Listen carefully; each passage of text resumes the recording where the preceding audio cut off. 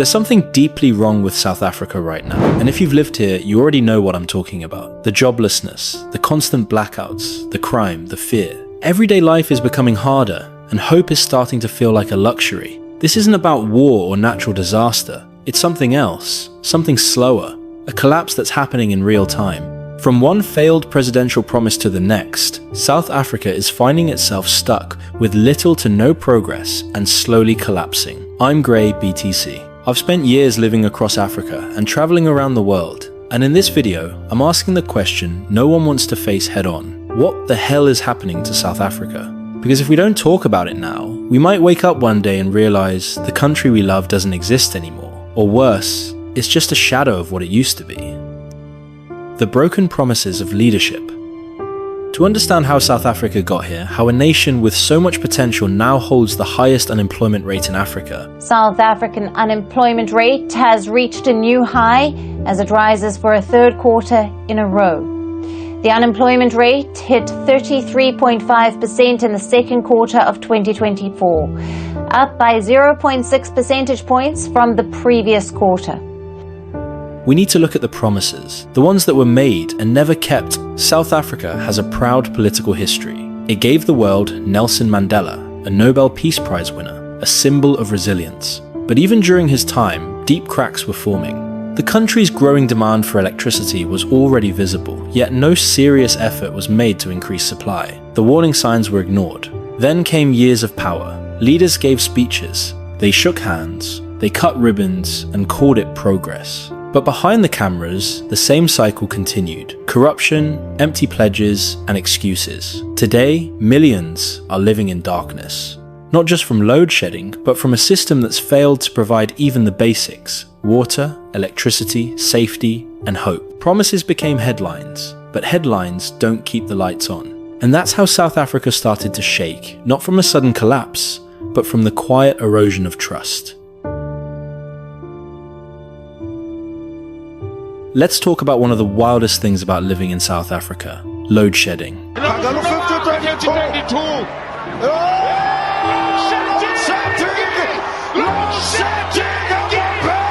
It doesn't matter where you are, city, suburb, township, rich or poor, the electricity will go out. After 2 hours.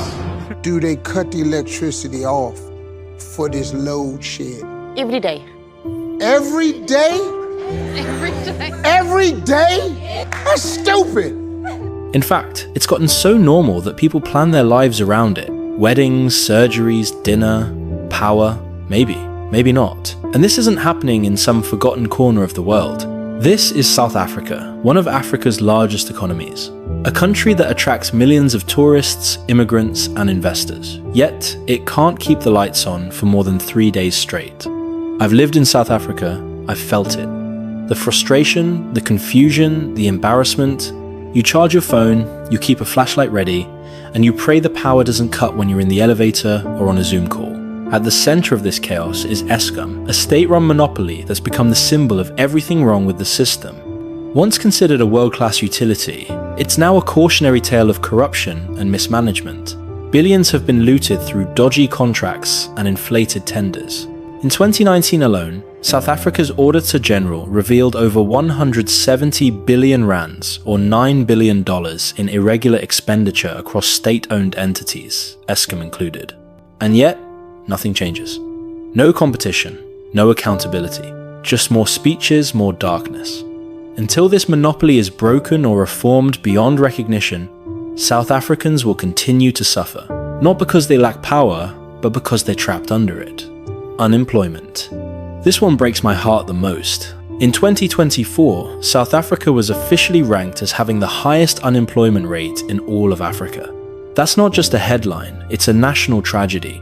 Over 7 million people are jobless. Let that sink in. That's 7 million dreams on hold, 7 million families struggling, 7 million people waking up every day without knowing where their next meal will come from. And here's what's worse. Even having a university degree doesn't mean much anymore. You can graduate with honors and still end up stuck at home, applying for jobs that don't exist. And it's not just frustrating, it's dangerous. When young people have no opportunities, a nation starts to lose hope. Every day when I think of this unemployment thing, I think of what's going to happen to those people who are doing first years?